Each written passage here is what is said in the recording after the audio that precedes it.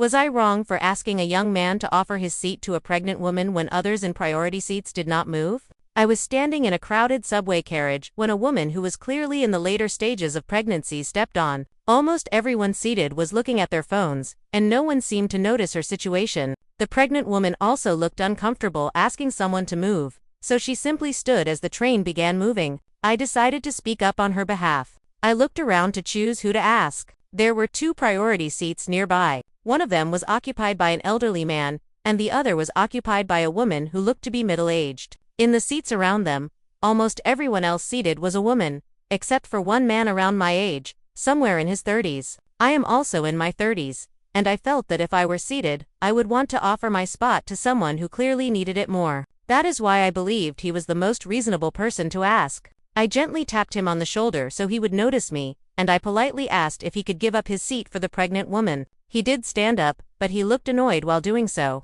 The pregnant woman thanked him and sat down. A short time later, while we were both standing, he turned back to me and spoke in a frustrated tone. He said that I should have asked the people in the priority seats instead of him. I told him that I asked because he appeared healthy and able, and I believed he would understand that offering his seat would be a considerate thing to do. He then replied that the priority seats exist specifically for this situation, and that it should have been their responsibility, not his. After that, he turned away and did not say anything more. The situation made me think about how different people view responsibility and kindness in public spaces. I did not intend to embarrass him. I simply wanted to help someone who clearly needed a seat. I keep wondering if I handled the situation correctly, or if I should have approached it differently.